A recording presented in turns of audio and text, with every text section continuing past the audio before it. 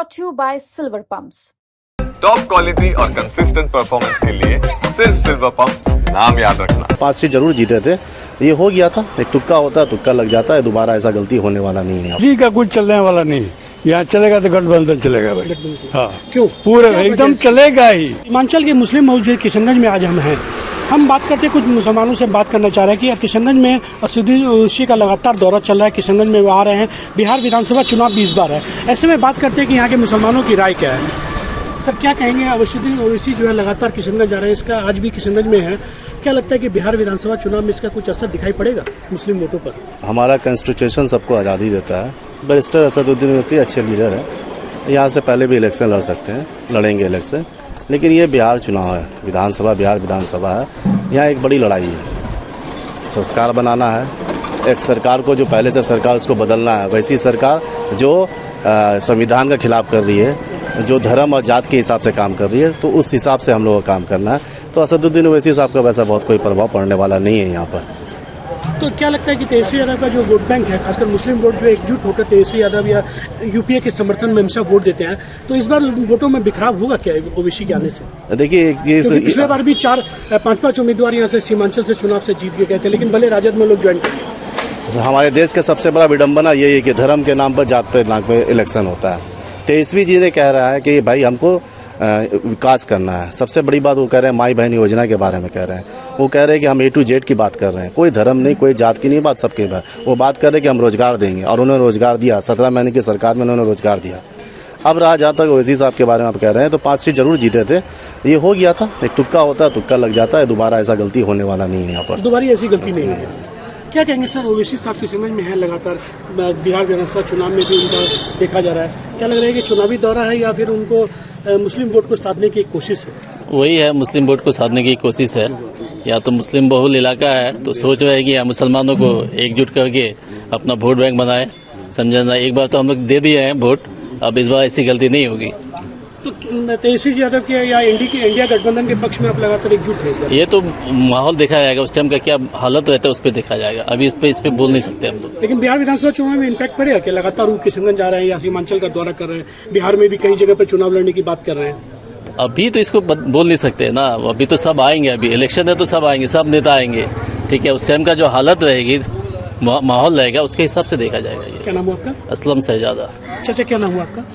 जमील हसन। क्या लगता है कि ओवैसी साहब आ रहे हैं, क्या उनका मन में क्या चल रहा है, क्या चाह रहे हैं वो? जो चाह रहे हैं पब्लिक भी चाह रही है, पब्लिक भी चाह रही है।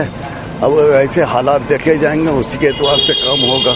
वो बिहार विधानसभा चुनाव है, चुनाव को देखते हुए आ रहे हैं या मुस्लिम वोट को एकजुट करने की कोशिश? क्योंकि नहीं, चुनाव को देख के आ रहे हैं, क्योंकि यहाँ पर तो हमेशा जो है कांग्रेस और राजद गठबंधन का ही बोलबाला रहा है मुस्लिम वोटों में, लेकिन पिछले बार जो है 5-5 उम्मीदवार यहाँ सीमांचल से जीत के चले गए। अब देखिए आइंदा क्या सिचुएशन होता है, उसी के एतबार से कम होगा। आपका क्या कहना है कि इस बार क्या लग रहा है?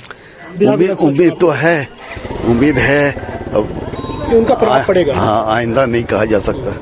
क्या नाम हो चाचा? अब्दुल अजीज। क्या कहेंगे?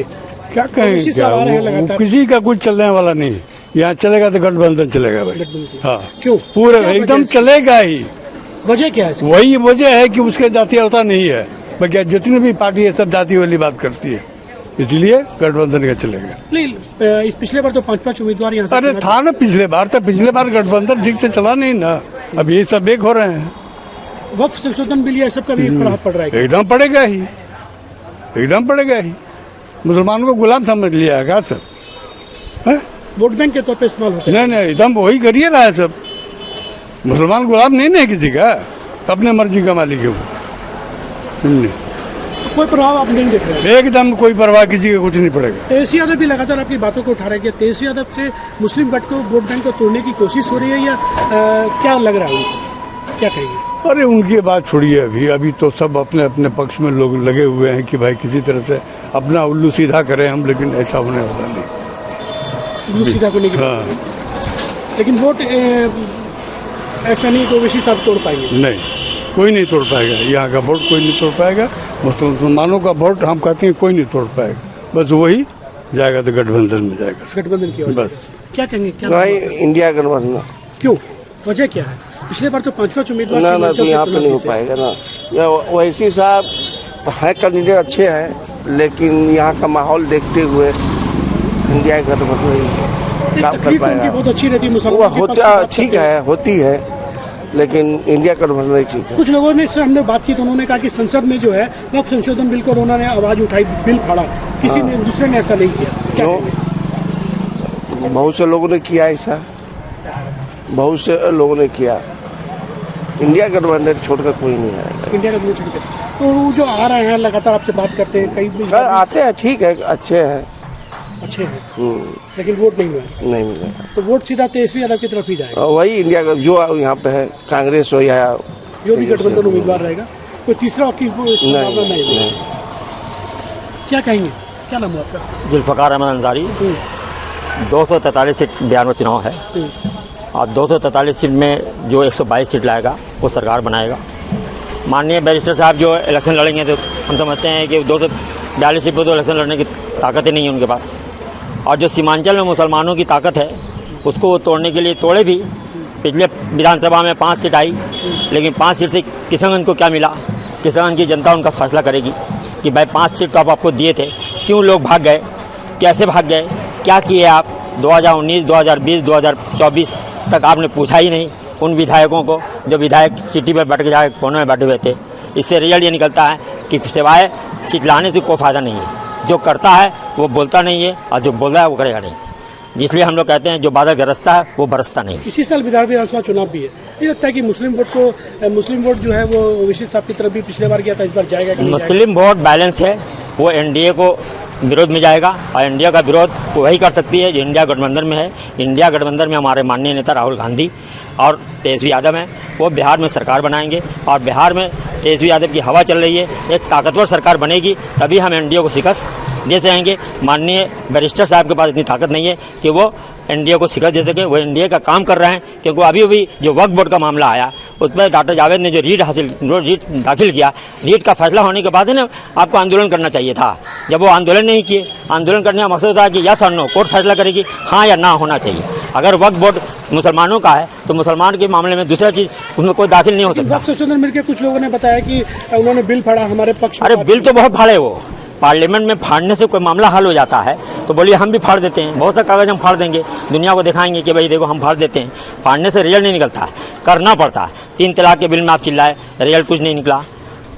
370 कश्मीर के मामले में चिल्लाए, रिजल्ट कुछ नहीं निकला। बाबरी मस्जिद के मामले में चिल्लाए, रिजल्ट कुछ नहीं निकला। मामला रिजल्ट का है। रिजल्ट क्या होता है? हम पढ़ाते हैं तो हम बच्चे को रिजल्ट देते हैं, उसका रिजल्ट निकलना चाहिए ना कि बच्चा पास होगा, आगे बढ़ेगा। यहाँ तो हम आगे नहीं बढ़ रहे हैं, खाली चिल्ला रहे हैं वो। और यहाँ का चेहरा वो पूरे भारत को दिखाना चाहते हैं कि मुसलमान किशनगंज सीमांचल में ज़्यादा है। वो एकजुट असदुद्दीन अवैसी के साथ, असदुद्दीन अवैसी और भाजपा में कोई डिफरेंस, कोई फर्क नहीं है। There is no difference between Asaduddin Owaisi and NDA Narendra Modi. इसलिए मैं चाहता हूँ कि यहाँ के लोग उस पर अब बहकेंगे नहीं।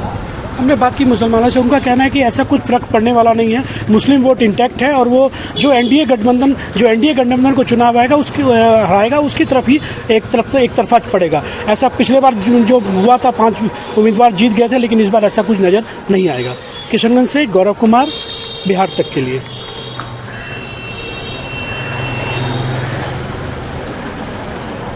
पहलगाम अटैक को लेकर पूरे देश में रोष का माहौल है। सब चाहते हैं कि सरकार जो है सख्त से सख्त कार्रवाई करे।